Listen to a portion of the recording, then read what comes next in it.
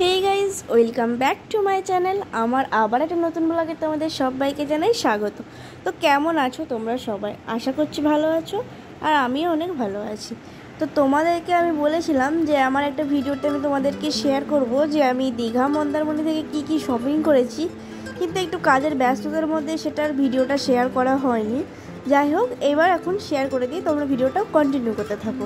তো এই কয়েকদিন আগেই আমরা বাইক নিয়ে গেছিলাম দীঘা, আর তারপর দীঘা থেকে একটু গেছিলাম মন্দারমণিতে ঘুরতে। তো মন্দারমণিতে আমরা একটা রাতই থেকেছিলাম। তো পরের দিন আমরা ভোর 3:30 এরকম টাইমে বেরিয়ে পড়েছি। আর আমরা যখন বেরিয়েছি তখন তোমাদেরকে তো ভিডিওটা আমি দেখিয়েছি কতটা অন্ধকার ছিল। ওখানে হোটেলওয়ালারা তো আমাদেরকে ছাড়তে একদমই রাজি ছিল না, কারণ ওখানে রাস্তাটাতে একটু রাত্রেবেলায় আসাটা একটু অসুবিধা। ওই 4:30-5টা নাগাদ বেরোলে আর কোনো প্রবলেম নেই। যাই হোক, আমাদের ডিউটি থাকার কারণে আমরা থাকতে পারিনি। তো ওনাদেরকে অনেক রিকোয়েস্ট করার পর বললো আপনারা যেতে পারেন, নিজেদের রিক্সে যাবেন। তো আমরা রাজি হয়ে গেছিলাম তাতে। তো বেরিয়ে পড়েছি। ঠাকুরের কৃপায় বলতে নেই, রাস্তায় কিন্তু কোনো প্রবলেম হয়নি। আর ওখানে কিছু একটা পুজো হচ্ছিল, যার জন্য দেখো কত রাস্তাতে লাইটিংয়ের কাজ। এটা কিন্তু প্রায় যে মন্দারমণিতে ছিল তা নয়, মন্দারমণি থেকে বেরিয়ে আসার পরও কিন্তু এরকম লাইটিংয়ের অনেক কাজই ছিল। আর যেহেতু ভোরবেলাতে আমরা অনেকটা সকালের দিক করে বেরিয়েছি, তাই গাড়ি ঘোড়াও কিন্তু কম ছিল, আর একটু কিন্তু কুয়াশাও ছিল। আমরা যেদিনকে এসেছিলাম তার আগের দিনকে কিন্তু প্রচুর বৃষ্টি হয়েছিল আর রাস্তার অবস্থা খুব খারাপ ছিল, কিন্তু যাওয়ার দিন পুরো উল্টো, একদম রোদ। আর এখানটাতে আমরা একটুখানি চাটা খেয়েছিলাম। তো তারপর আবার রওনা দিলাম আমাদের বাড়ির উদ্দেশ্যে। আর আসার সময় কিন্তু যতটা ঠিক মনটা খুশখুশ ছিল, যাওয়ার সময় কিন্তু খুবই খারাপ লাগছিল। আবার যে কবে আসবো, ছুটি পাবো তার ঠিক নেই।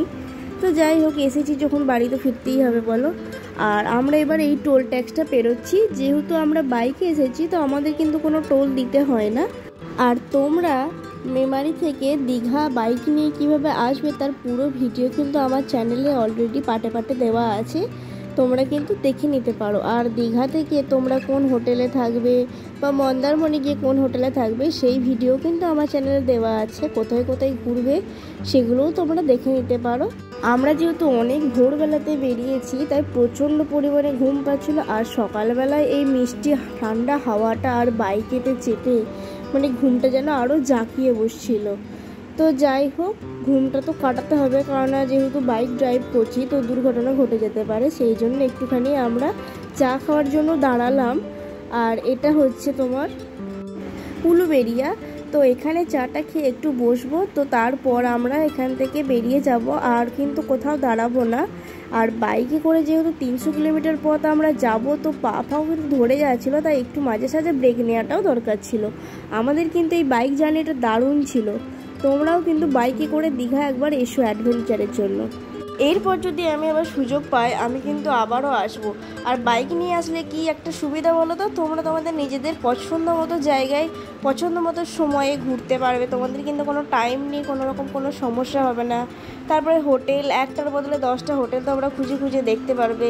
তোমাদের যদি মন হয় যে আমরা আরও এক্সট্রা অন্য কোথাও ঘুরবো, সেটাও কিন্তু তোমরা ঘুরতে পারবে। আর আমরা তো এর আগে ফ্যামিলি নিয়ে এসেছিলাম, তো সেবারে আমরা অটো করে ঘুরেছিলাম ওই পুরো দীঘা শহরটা। তো আমাদের তখন যা ভাড়া পড়েছিল আর এখন যা পড়েছিল অনেকটা ডিফারেন্স। বাইকে গেলে কিন্তু তার থেকে অনেক কম খরচা হবে। কিন্তু এবার তোমরা যদি বেশি সংখ্যক লোক আসো তখন কিন্তু ওই জিনিসটাতে তোমাদের সেভ হবে। আমরা প্রায় অলমোস্ট চলেই এলাম। এবার আমরা যোগগ্রাম ধরে যাব মেমারি, আর মেমারি থেকে যাব কুসুমগ্রাম। তো তারপর আমি ওখানে ডিউটিতে জয়েন করব। তো ডিউটি করে আবার রাত্রেবেলায় বাড়ি ফিরবো। তো এইবার চলো যাওয়া যাক। আর রাস্তায় কিন্তু দাঁড়িয়ে আমরা যদি কিছু খাবার দাবার পাই তো সেটাও খেয়ে নেবো, কারণ আমরা সকালবেলায় যখন বেরিয়েছিলাম তখন চা আর বিস্কুট ছাড়া কিছুই খাওয়া হয়নি, সেই জন্য একটু খিদেও পেয়েছে। আর এই সাইডে দেখো যেতে যেতে কত সুন্দর একটা মন্দির দেখতে পেলাম। তো এখন তো আর সময় নেই দেখার দাঁড়িয়ে, সেই জন্য দূর থেকেই প্রণাম করে নিলাম। আর এই মন্দিরটা কিন্তু আমি আমার আসার ভিডিওটাতে তোমাদেরকে শেয়ার করেছিলাম, তোমরা যারা সেই ভিডিওটা দেখেছো তারা জানো। তো তারপর আমি চলে গেছিলাম কাজে, আর কাজ করে আবার রাত্রেবেলায় এবার ফিরছি বাড়ি। আর প্রচুর ক্লান্তি শরীরে, আর পারছি না যেন। তো এবার আমি বাড়িতে সব হেলমেট, আমার একটু অফিসের পেপারপত্র আর ব্যাগটা রেখে দিলাম। আর এই গেঞ্জিটা আমি দীঘা থেকে নিয়েছিলাম, এত সুন্দর ছিল কোয়ালিটিটা, তোমাদেরকে কি বলবো, একদম পুরো তুলোর মতন। আর এই যে আই লাভ মন্দারমণি, এই জামাটা কিন্তু আমার খুবই পছন্দ হয়েছে। দীঘা লেখা জামা পাইনি তো কী হয়েছে, মন্দারমণিতে পেয়েছি। আর এই যে হাফ প্যান্টটা নিয়েছিলাম, এটা যদিও তোমাদেরকে আমি আগে দেখিয়েছিলাম, তাও আরেকবার দেখিয়ে দিলাম। আর নিয়েছিলাম এই যে দীঘা সৈকত লেখা সমুদ্র, মানে এখানটা তোমরা চাবি, পেন এই সমস্ত কিছু রাখতে পারবে। আর এই জিনিসটা আমি কুড়িয়ে পেয়েছিলাম মন্দারমণির সি বিচেতে। আর আমি নিয়েছিলাম এই যে ঝিনুক আর কড়ি দিয়ে তৈরি করা একটা প্রজাপতির ডিজাইন করা, যদিও সুরগুলো বেঁকে গেছিলো, আমি একটু সোজা করে দিলাম। আর নিয়েছিলাম 3টে কানের, এই কানেরগুলো কিন্তু আমার খুব ভালো লাগে। আর এইগুলো কিন্তু দীঘা ছাড়া অন্য কোথাও পাওয়া যায় না, আমাদের এখানেও পাওয়া যায় না। আর নিয়েছিলাম মায়ের জন্য এক জোড়া শাঁখা, যদিও এটা একটু মায়ের হাতে বড় হয়েছিল। আর নিয়েছিলাম একটা কচ্ছপ, এই ডিজাইনগুলো দেখো কত সুন্দর। আর ফাইনালি এই যে আমার ফেভারিট জিনিসটা আমি এবার আনবক্সিং করছি। এই দেখো, এই আয়নাটা নেওয়ার আমার যে কি ইচ্ছে ছিল দীঘা থেকে, তোমাদেরকে কি বলবো, আমার দারুণ দেখতে লাগে। আর এই শঙ্খটা নিয়েছিলাম আমি আমার মামার জন্য, কারণ আমাকে বলেছিল একটা শঙ্খ নিয়ে আসতে।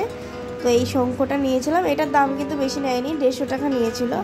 আর চন্দনেশ্বর মন্দির আমি ঘুরতে গেছিলাম, তো ওখান থেকে বাড়ির কিছু কিছু মেম্বারের জন্য নিয়ে এসেছিলাম একটা চন্দনেশ্বরের ফটো।